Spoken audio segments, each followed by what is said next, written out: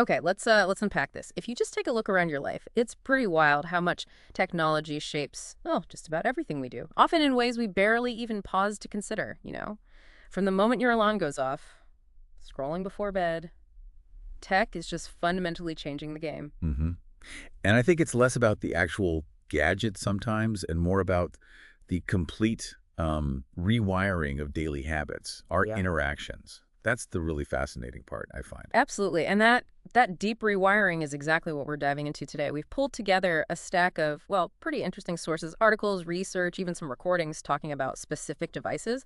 Our goal is to Mhm. really understand this technological transformation, especially, in IT and communication, and figure out how it's reshaping how we connect, handle tasks, consume info, and importantly, what challenges pop up. Right. We're not just like summarizing here. Yeah. We're looking for those underlying shifts the sources reveal. Exactly. So let's start with maybe the most obvious change, how we connect now. I mean, it really wasn't that long ago that staying in touch mostly meant landline calls, maybe waiting for the mail. Yeah, and while the basics, phone calls, emails, texts, they're still kind of the bedrock, right? Mm.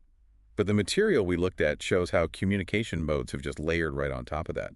Social media, for instance, it's become a primary way people use their phones, basically turning the device into this constant connection portal. Oh, definitely. My phone sometimes feels like it was built just for checking feeds and sending quick messages. But the sources also really hammered home the importance of other tools, things that have become central, like video calls. They stressed how crucial good camera quality is now with so much work and, social life happening visually. Yeah, face-to-face but through a screen. But what was kind of surprising was how the sources kept circling back to something seemingly basic, like audio quality for voice calls. There was one recording, specifically, that contrasted someone's really frustrating experience, couldn't hear well, couldn't be heard, against another phone that was praised for just excellent call clarity. It kind of underscores that even with all these new ways to connect, that fundamental need for clear voice communication, it hasn't gone away. That's such a great point. The flashy features matter, but the basics have to work too.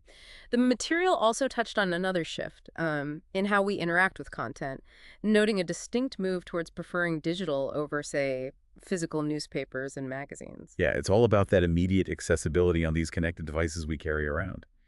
Which actually leads us nicely into a broader trend the sources explore, Mm. the evolution of devices themselves, from simple tools to smart things that participate in a bigger network. Ah, yes, the rise of smart everything and the Internet of Things, IoT. It feels pretty new to a lot of us, maybe.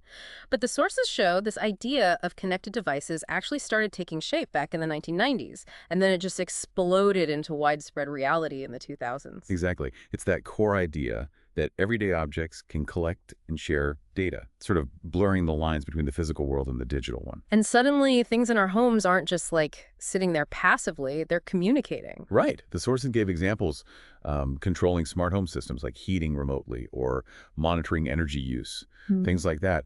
And here's a detail from the material that really stuck out to me, the kind of surprising point, that even mundane kitchen appliances can now store and communicate information. Wow, my toaster will soon have opinions on my carb intake. It's wild. And on the mobile front, the sources noted how smartphones often come preloaded with useful business apps now, making them not just communication devices, but little portable work hubs too. Yeah, it shows the device itself is becoming this sort of central command center for more and more aspects of our lives. So, beyond just connecting and having smart homes, tech has massively boosted convenience for, well, daily tasks.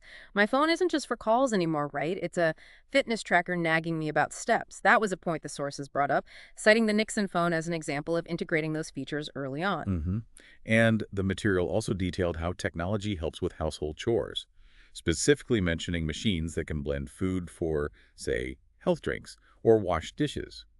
The insight there isn't just that these things exist, but how the sources frame them as significant time savers, fundamentally changing the effort needed for just everyday maintenance. Which frees us up for, Yeah. well, maybe more screen time. Good. Speaking of which, the sources spent a good chunk of time on how computers have transformed. They are definitely not just sophisticated typewriters anymore. Not at all. The sources really emphasize that software has turned computers into these powerful processors. They handle complex word processing tasks way beyond simple typing.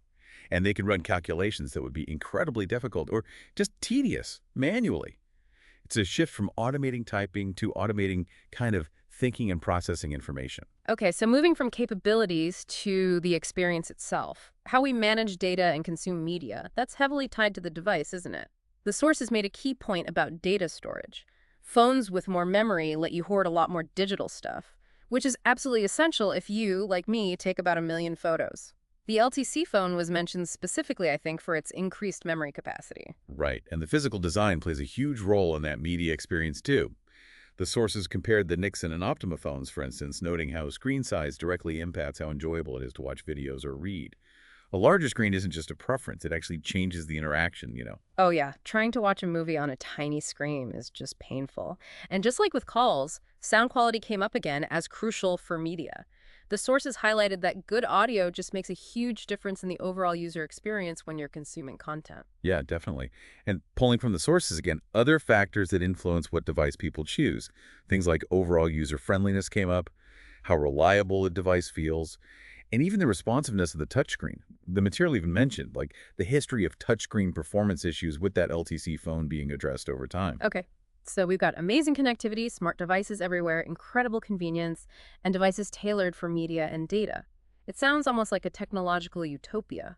But of course, the sources brought us back down to earth with the downsides and challenges. They certainly didn't shy away from the concerns. Security emerged as a major one, particularly with IoT.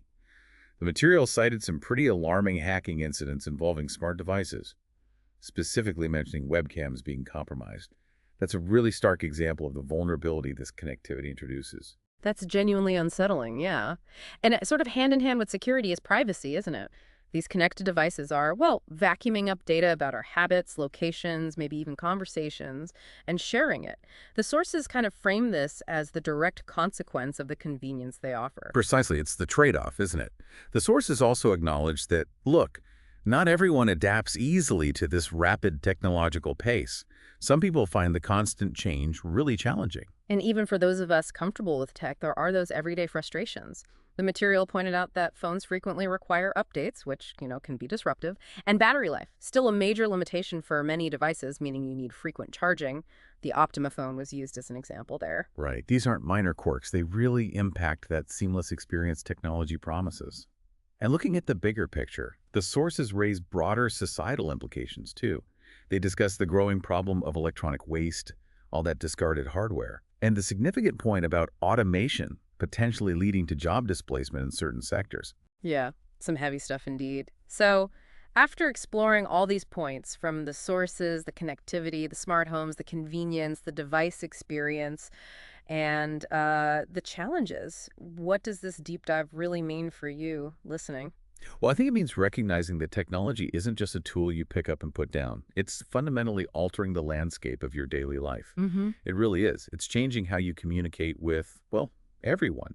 How you manage tasks at home, potentially at work, and how you access information and entertainment. Yeah, think about the specific examples we pulled from the sources. That moment you choose a phone based on its camera or how long its battery lasts.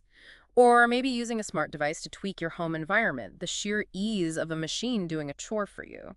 These aren't abstract concepts. They're concrete ways this tech transformation is showing up in your own day-to-day reality. And critically, it also means grappling with those underlying concerns the sources highlighted, the importance of security and privacy that comes kind of woven into this fabric of convenience. This deep dive through the sources has definitely painted a complex picture.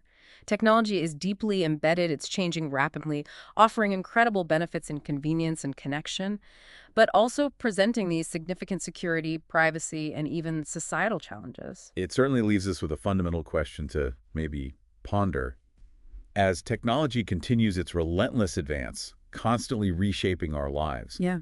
how do we collectively ensure we're maximizing the convenience and connection it offers, while actively safeguarding our security, our privacy, and, the environmental impact of the devices we rely on so much? It really makes you think about finding that balance point, doesn't it? And it makes you wonder, looking at your own life and the tech around you, what's the next piece of technology you would want to dive deeper into to truly understand its impact?